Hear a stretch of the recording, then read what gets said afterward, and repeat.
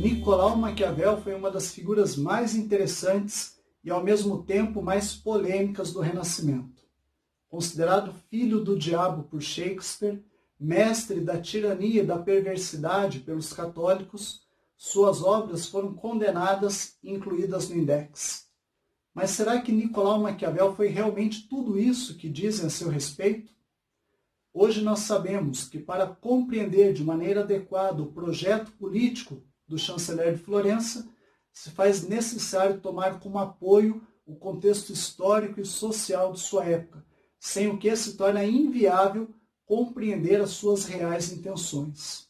Sabemos que Maquiavel viveu os últimos anos do século XV, um momento marcado por uma profunda crise política que rondava toda a Itália.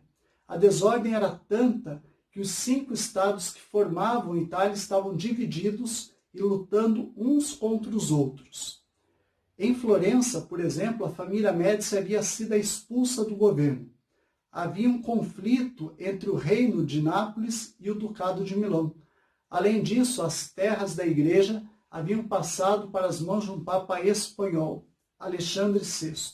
Com a morte de Alexandre VI, sobe ao trono o papa Pio III, que governa a igreja por apenas 26 dias, sendo sucedido por Júlio II, o papa que declara guerra contra a França.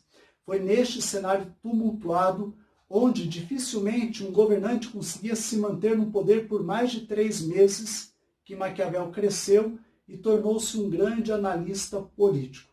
Seu objetivo, portanto, consiste em instaurar um Estado forte, estável e ordenado, superando a crise política que fazia vítimas em todos os cantos da Itália. A sua atenção, portanto, se volta para o Estado. Mas atenção, não se trata mais de um Estado ideal, platônico, e sim o Estado real e concreto. E é este o método utilizado por Maquiavel, partir da realidade concreta dos fatos. Afinal de contas, há uma diferença singular entre como as coisas são e como as coisas deveriam ser. E é desta distinção entre o ser e o dever ser, entre o ideal e o real, que parte toda a análise política empreendida por Maquiavel. Isso significa que situações extremas exigem medidas igualmente extremas. Essa abordagem, um tanto quanto radical, proposta por Maquiavel, se justifica em razão do fato de que ele considera a natureza humana inclinada para o mal. Os homens são interesseiros, ingratos e volúveis. E se não houver ordem política, instauram-se os conflitos.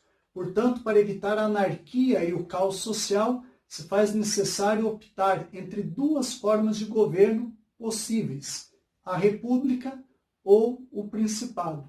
A escolha entre a república ou o principado, entre essas 2 formas institucionais de governo, não deve se pautar por questões ideológicas, muito menos por paixões políticas, e sim pela realidade objetiva dos fatos. É a realidade que determinará qual é a melhor forma política para cada Estado e para cada situação concreta.